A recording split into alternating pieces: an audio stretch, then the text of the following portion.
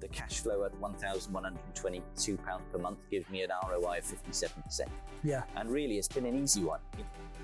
There was a relationship there. She remembered that somebody from our house had helped her, Yeah. so she wanted to sell the house to us. And I just think that's why it's so important to network, build relationships, and by going direct to vendor, you can avoid just competing with so many Yes. people, and that's what I managed to do on this one. Please help me welcome to the stage Paul Bosomworth.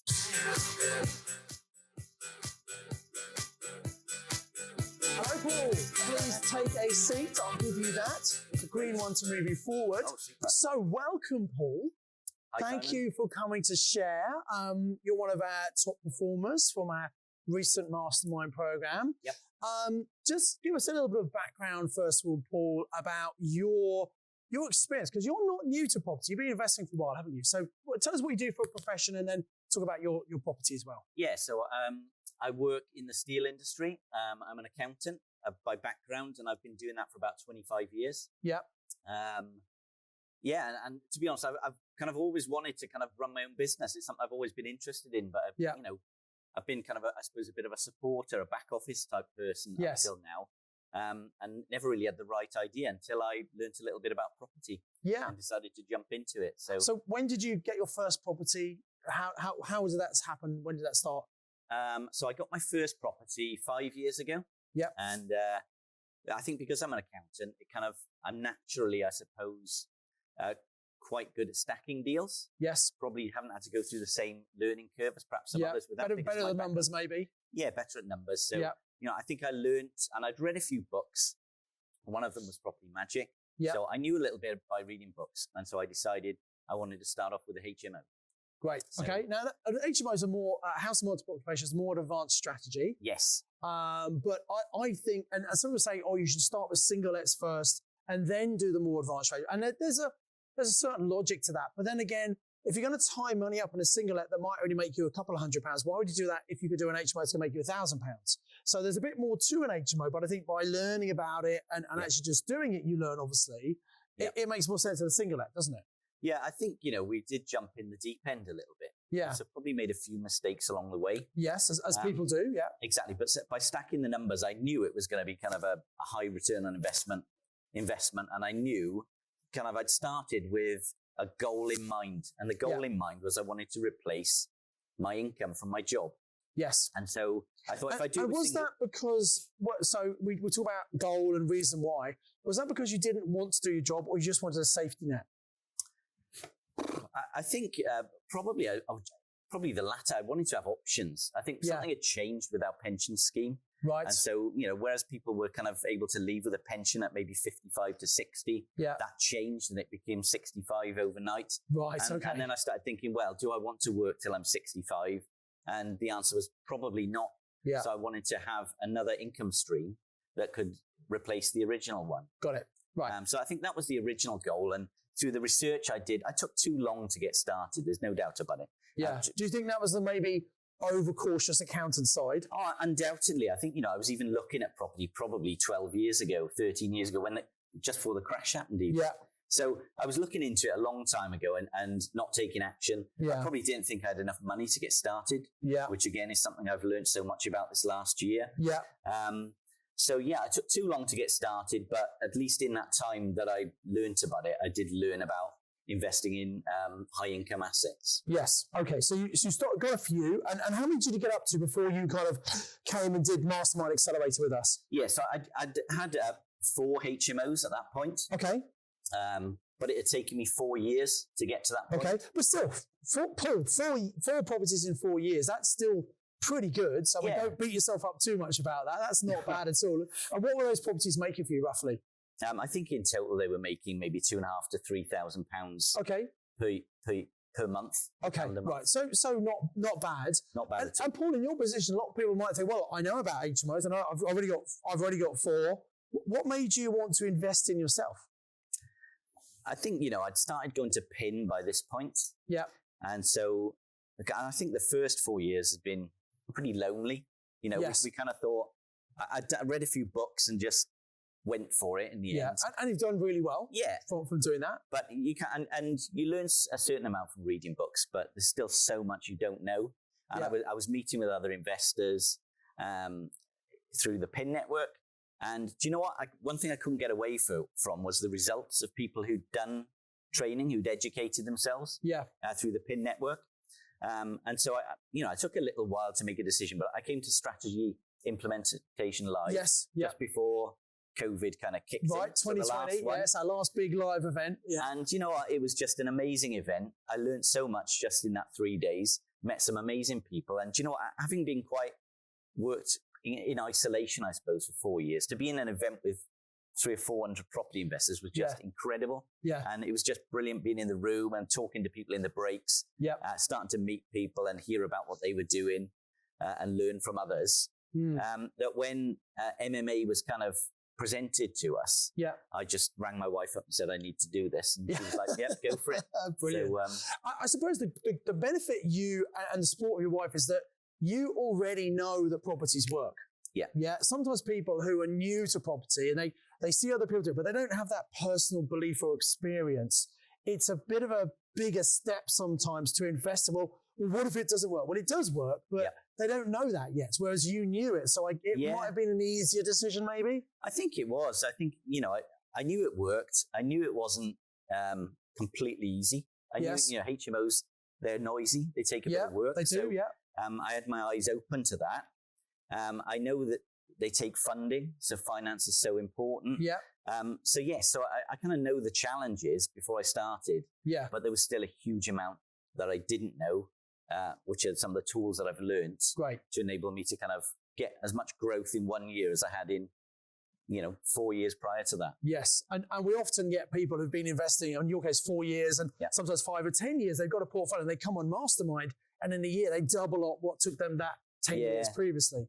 Did you think when you did Mastermind that you would achieve that much in such a short amount of time? I kind of went for it. It's great to have a goal at the beginning. Yes. And so, when you set a target of £50,000 cash flow in a year, if someone sets me a target like that, I'm going to go for it. And that sounds crazy. It sounds crazy almost on, but £50,000 in a year that you're going to get every year sounds almost too good to be true, doesn't it? It does. But, through the network, you do meet people who've achieved that. And so thus it's possible. At the start, you don't know how you're going to do it.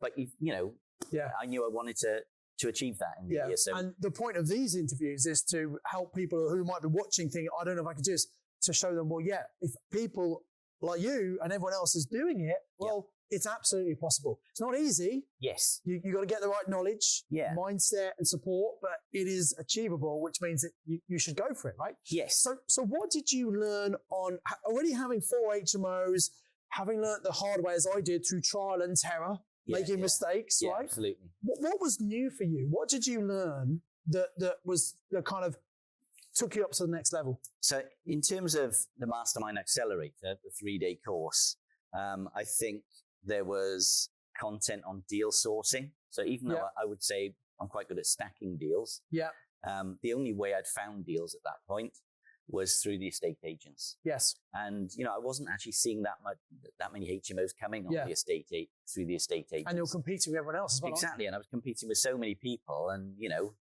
it was challenging. Sometimes it was sold very quickly and you're up against not always professional investors. Sometimes you're up against amateur investors who might pay too much for something because they don't know, right? So I was really struggling. So just learning about, even just specifically on HMOs, the strategy of using landlord letters. That was a bit of a game changer for me. And 2 of the deals in the year have come through landlord letters. Yes. And I think what was really great on Accelerator was we got to practice those landlord conversations. And initially it was quite terrifying, even just having those conversations with someone, who's on the course with you. It's quite scary. But that practice was so important because the first landlord conversation I had ended up being a deal.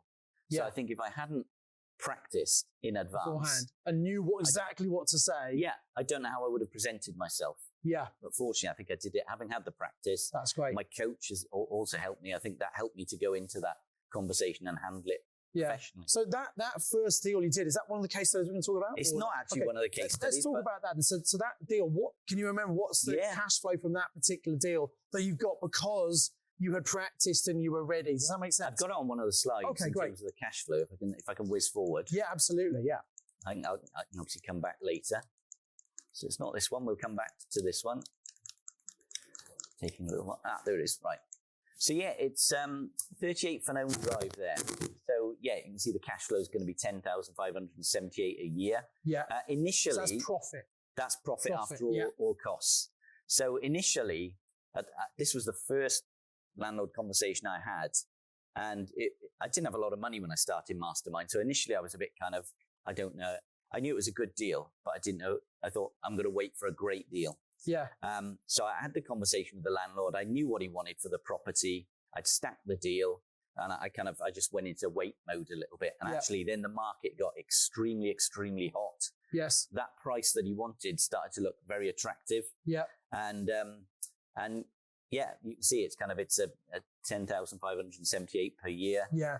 Return on investment's over 20%. I actually think the rents that I've got there, I'm going to overachieve. Yeah. Because I've been learning more about bringing, better design elements into the property. So I think we're going to break the barrier that I've got at the moment in terms of the rents that I'm charging. So I think we'll actually do better. While we're on this slide, let's talk about your overall results. So just tell everyone the cash flow you're getting now from the properties you bought on while you're on Mastermind. How much is that?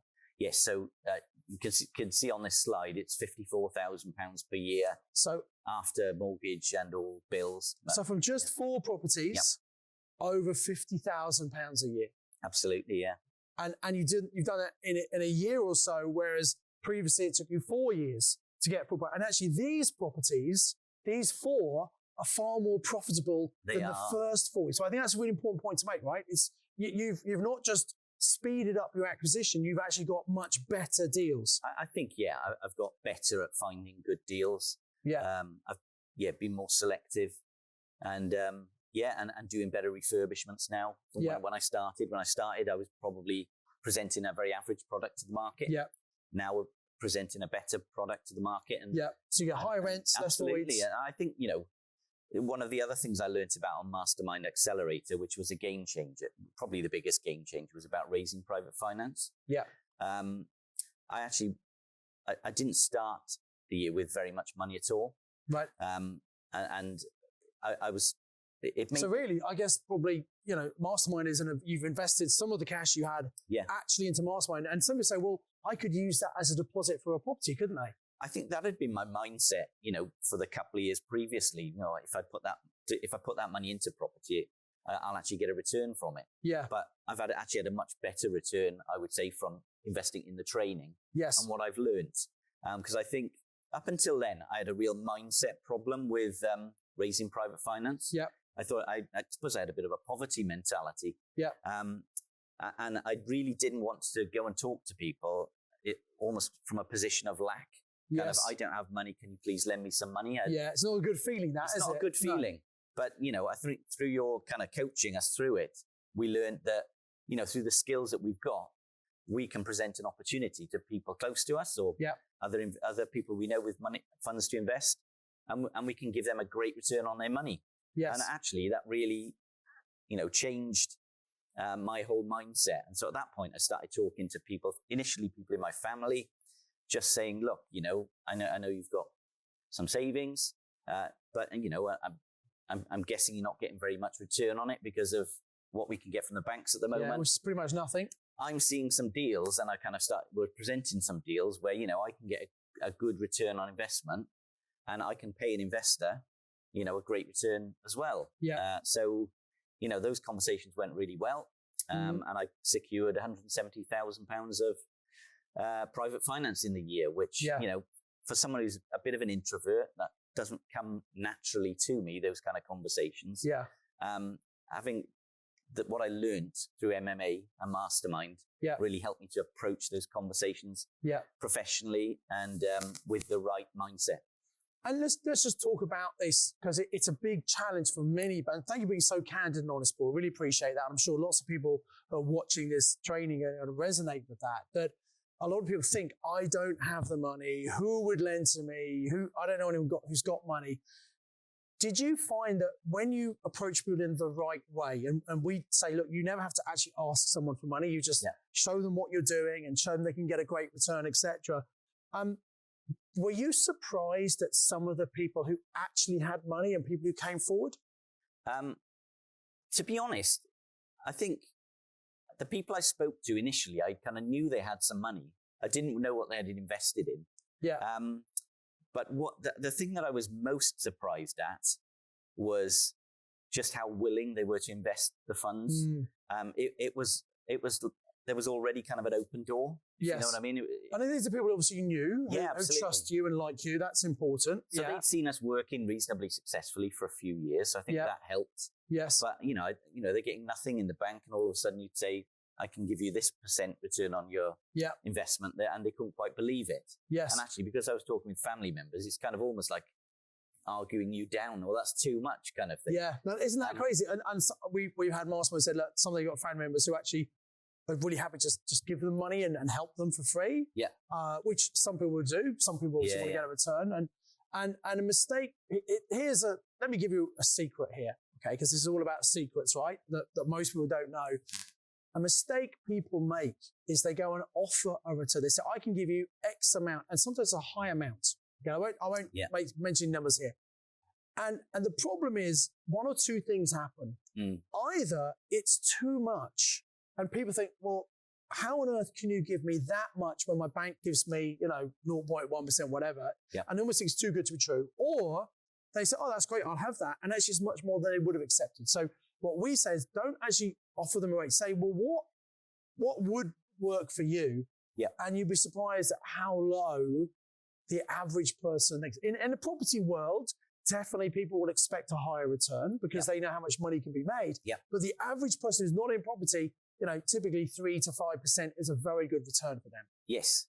I think, if you want this to be a long-term arrangement, not something that just happens for a short cycle, it's got to be win-win, isn't it? Absolutely, yes. It's important that, I win out of it, but it's also really important that the investor wins and wants to keep their money with us. Yes, and that's really interesting you say that, but what I've seen is often when you give money back to someone, they say, well, do you want it back? Because they've got used to that interest. Yeah, no, and that's my experience. So you might borrow 170,000 from a number of people, but actually you can use that in a number of deals. Absolutely. And I think the investors I've got, they're thinking about, investing more. So yes, really, really, really. That's another really interesting point. When someone lends money to you, they're never going to give you all of their money. They'll give you an element of it to make sure everything works okay. And then if it's all working well, they might give, well, once you paid it back, say, well, actually, I've got some more to you. So you don't actually need a lot of people with money. Yeah. You just need a couple with whom you've got a great relationship. Yeah, absolutely. Yeah. Brilliant. Let's talk about some of the deals. Well done, by the way. That's great result. Let's talk about some of the actual deals that you've done. We'll just go through a couple of them and see how you found them and run through the numbers, if that's okay. So I think, the deals I've done in Swansea where I live, they're not major developments or anything like that. When I bought them, they had HMO licenses. They were ready for tenanting. With a little bit of work, I think. Yeah. And so this one's a good example. Sorry, Tom, I'm going to keep interrupting. I apologize for that. Just to say that a lot of people think you have to buy a house and do a big conversion. But what we're saying is, no, that's not the case. If you work with existing landlords who might be retiring or they're a distant landlord and they're struggling to manage it, or they've had bad letting agents, they just want to get rid of it. Actually, we can work and help with those people, right? Absolutely. There are some kind of almost ready to let good properties, high cash flowing assets. They're available to buy. So it's just about finding great deals, which I've been able to learn about. Let's talk about this first. So this is one that is a bit of a strange one because it was a HMO. It was up for sale in Swansea through an estate agent, but it wasn't being sold as a HMO. But because I scour Zoopla very often, I kind of looked at the picture of fire doors and thought, this looks like a HMO. It's about knowing what, because a lot of people spend hours and hours looking through Zoopla and Rightmove, and they have no idea what they're looking for. But when you know what you're looking for, it actually doesn't take that much time, does it? No, it doesn't. Every day where I live, maybe 10 new properties come up. So I'll have a quick look, and it might take me a minute, and I look every day. And I saw this one. It looked like an HMO. It wasn't being advertised as HMO. So I don't think I was competing with other investors. Yeah. So I went and had a look at it. I could see it had planning for HMO, but the person who'd renovated it hadn't done a very good job. Right. It had one shower between 6 people. Which is not enough. It didn't have a washing machine. Right. Just real basics. But that was great for me because I actually got to buy it at a really cheap price at 120k. Yeah. For a 6-bed HMO. I mean, that's incredible. It was incredible. And it was on the open market. On the open market, yeah. It was actually offers over 110. Right. And there was some other interest, but I managed to get it for 120. So I fixed those problems it had with it. So I put an extra shower in, replaced the boiler, painted it where it needed painting, put extra furniture in when it needed extra furniture, just got it ready. And I spent only 11k on it. Like I said, when I started the year, I didn't have a lot of money. Yeah. So I went for a further advance after 6 months. I'm convinced it's worth a lot more than I got that valuation at, but I got 150k. It meant I got 24. It meant I got some money back, and the money left in was 24k. Yeah. So based on 24k left in the deal, the cash flow at £1,122 per month gives me an ROI of 57%. Yeah. And really, it's been an easy one. It was a very quick refurb, tenanted the property, within a couple of weeks, and it was cash flowing for me, almost straight away. And that was actually in the summer where we had COVID. So I'd done a video on Spare Room, and the day that we finished our refurb, we had 4 people moving, and that was just from a video on Spare Room. So, wow, there's good demand there. And a lot of people, when COVID happens, a lot of people said, "Oh, you can't invest, you can't," and there's a little panic. And yes, there are challenges, but if you're a bit creative and think differently, well, let's just do a video tour of the property. And a lot of our masterminders did that, and they filled rooms when other people were saying, "Oh, it's not possible." Yeah. We just get on with it, right? Absolutely. Yeah. I think one thing we're learning is that we started off with blue collar workers, but this actually is a hospital nearby, and we've got some young doctors and demand from there. So I think we're gonna do a rolling refurb actually, because it's kind of a nice, clean, painted white HMO. Yeah. But some of the things I've learned this last year about how I can improve the design. Yes. I think we'll put some of those design principles into action in the next year as tenants leave, and I think we'll potentially get more than £50 a room. I think the value is going to be more than that as well, definitely. I think you could well be right. So so that's been a great one. Great. So just to summarise, available on Rightmove, anyone could have seen that, but you knew what to look for. Absolutely. Probably weren't competing with many investors. No. Interesting, it was offers over 110. A lot of people might have tried to negotiate down, but you recognised it was a good deal and paid 120. So kind of more than they were asking, kind of thing. But still, it was a great deal, right? Absolutely. Yeah, I would have paid a lot more for it, to be honest. But, what a great example. Brilliant. So this is the one the most recent one that's been negotiated with a landlord. So at the moment, it's a 4-bed student HMO in Swansea. It's a direct-to-vendor lead through a landlord letter. Yeah. So I went to see the property. So I basically only spoke to the landlord on the phone, and I went to see the property. One of his tenants showed me around. Yeah.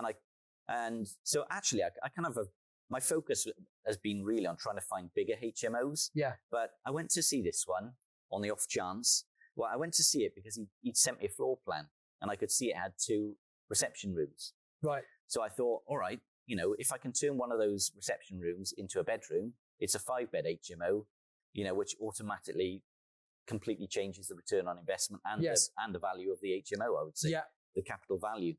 And that's why I've got those 2 pictures there, because I can see the 2 reception rooms. Yeah. And I know the one on the top is easily big enough to be a double bedroom. Yeah. And, by turning that into an extra bedroom, that's where all of the value will come, really. Yes.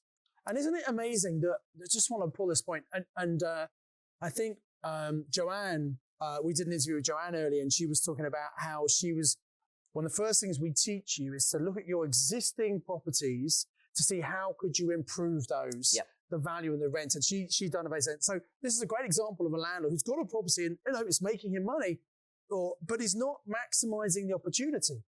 And you come along and you can see the opportunity that maybe they can't say, look, they've been making money for this they might have owned this for a long time, been making money, but just doesn't it? So a big tip, anyone who's watching this training and you've got property already, just go back and look at what you've already got.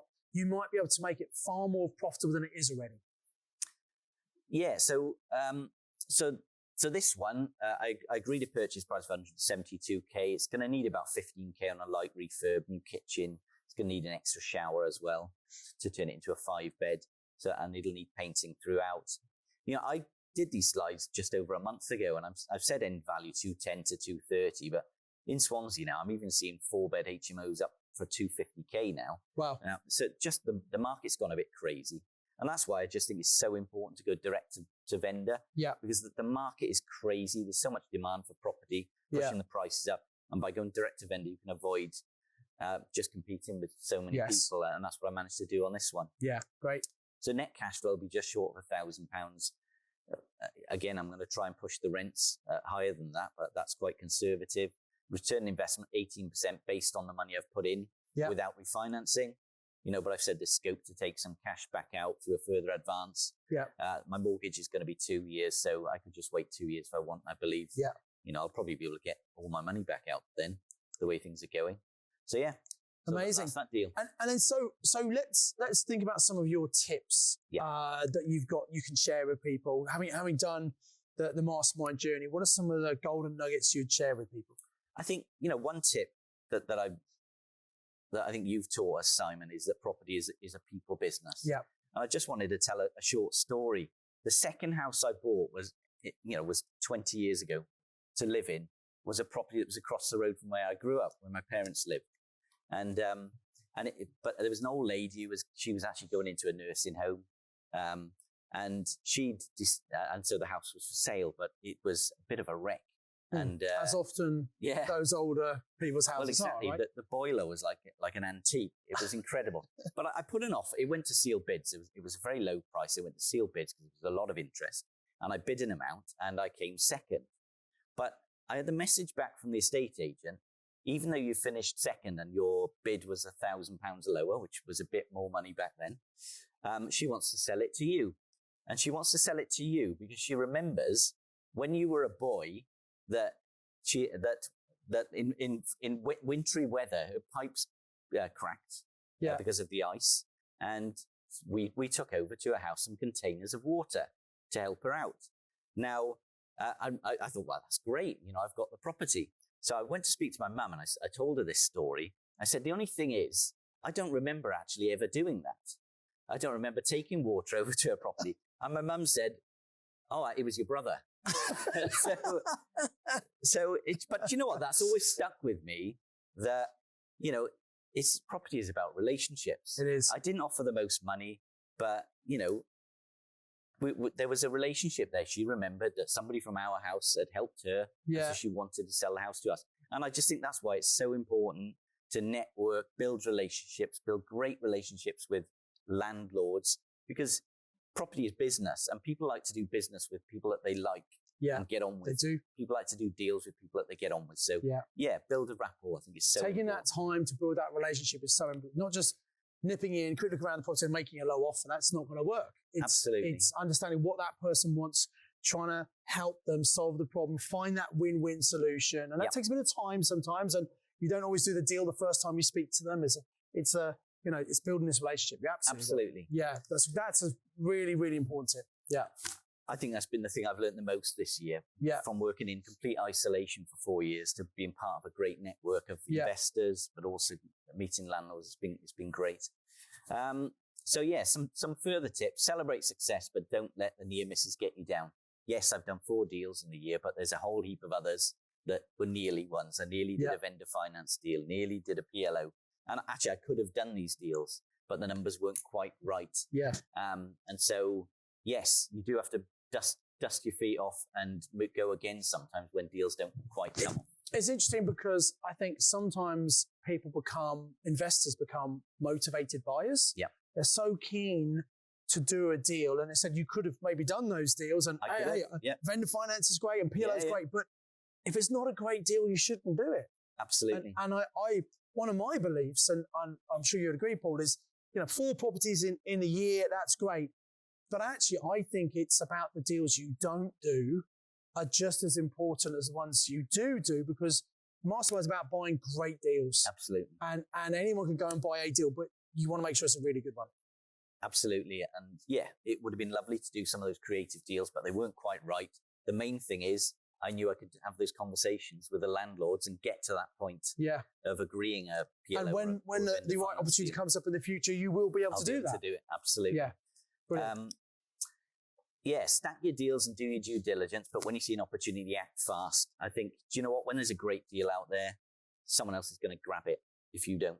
So important. Don't mess about. You've got to move quickly. So you say it's not about doing something without checking it out. You do your research, but that doesn't need to take a long time, does it? If people sitting there thinking for days or weeks, there's something wrong. You need to just decide and do it, right? Yeah, absolutely. And I think as you practice, it becomes quite intuitive, doesn't it? Sometimes I think after a while you see a deal on Rightmove or Zoopla, and you kind of it jumps out to you, doesn't it? You don't actually have to go and put it in the spreadsheet. You already know in some ways. It's what we call that's a good one. Unconscious competence. A bit like imagine when you first learn to drive. I'm sure most people will drive. You get in a car and you're thinking about all these things you have to do, and you're quite excited, but also nervous, and it's a bit clunky at first, but with practice you get better. And nowadays, you probably get in a car, you may have driven here today, Paul. You might even think about the journey. You just do it on autopilot almost, because you're unconsciously competent. The same thing happens with anything and property. So after a while, once you looked at lots of deals, you just know when it's a deal, right? Absolutely. That does come with time, though. It's not straight away. Not straight away, but with practice, it definitely comes. Yes. Yeah. Oh, look, you told us this at the beginning, Simon. I'm glad you did. You didn't say you can achieve £50,000 a year cash flow without hard work. You said minimum 8 to 10 hours a week. Absolutely. If you've got a day job, you're going to have to do that as well. Yeah. And I just say that to anybody who wants to invest in property. You do have to be prepared to put the hard work in. Yeah. It doesn't just happen. But let's look at it this way. So you had a full-time job, Paul. Yep. And so you were doing this part-time. You weren't new. You had some experience, obviously, so which kind of helps. And as I said, you got that belief that it works. So I guess you just got on and did what we said straight away, which makes a difference as well. Yeah. Absolutely. But the time you've put in, so, and I don't mind, do you mind me asking you, the income you've generated in that year from Mastermind, is that more than you actually earn at the moment? It's about the same, I'd say. Okay. Yeah. So I've got some income from some rent-to-rent deals as well as this, and between the two of them, the income is a lot more. So hang on a minute. So you were doing a full job, 37, 40 hours a week? Yep. Yeah. And in the part-time, you were doing property, and yet what you're earning part-time from the property, because you did put the time in, is now as much or more than the full-time job. Way more. Yeah. So this is what I mean about and you could stop now with your property and not have to buy any more, not do any more work on them, and have that income coming in for the rest of your life. Yep. Because you've committed the time and effort. And yes, it's been hard work. Yeah. It's not been easy. And some other trainers might say, is it? We don't say that. It's hard work. But when you have the right direction and you've got a goal and you have the accountability support and keep going, you can get there. Yeah. And I think what's great as well is I've thoroughly enjoyed it. It's not been a chore. Absolutely all the training we've done has been incredible. I've really enjoyed it, met some great people. And the work, even though it's been like a second job, it's been easy because I love it. And I think so many people will find the same as they put their time into property. Fantastic. A few more tips?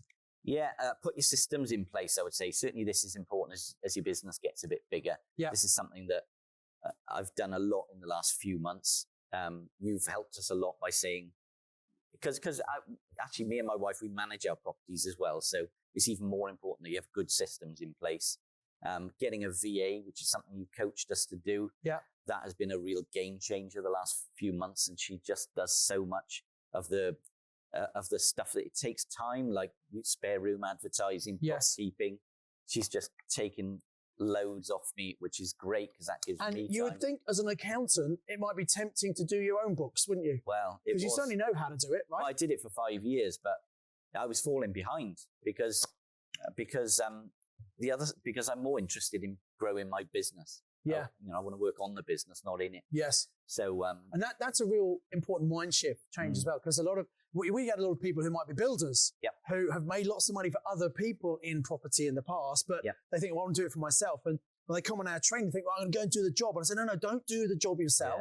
Because even though you can and you might do it better than other people, you think, it's not the best use of your time, is it? Yeah. If you want to scale up, you've got to get your systems working and outsource as much as you can. Yeah, absolutely. Yeah. And then those 8 to 10 hours you have, you can do more with them because you got other people doing some of the tasks for you. Yeah, absolutely. Yeah. I think this flows, wealth dynamics is something I learned about in MMA. Yes. And I must admit, I've done like personality profiles and things that I'm working. I was a little skeptical, but it was incredible because I kind of learned that I'm an accumulator, and I learned that about myself, I'm quite organized. I'm good, decent at project management. I like doing deals. I like scaling up.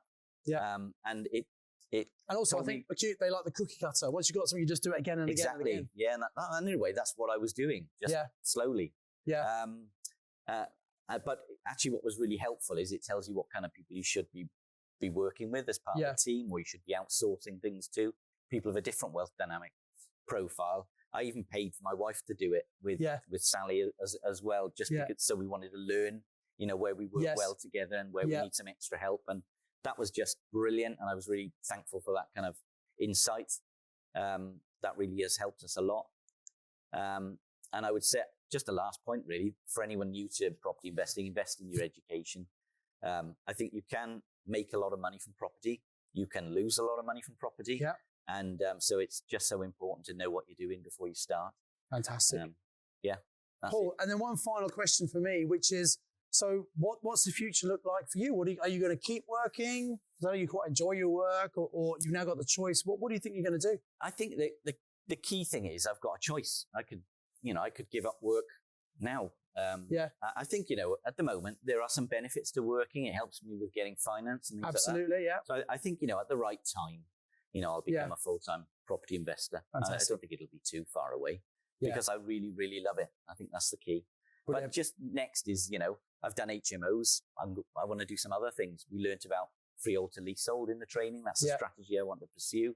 It's a little bit less noisy than HMOs. Much easier. Yeah, just doing some different things. Yeah.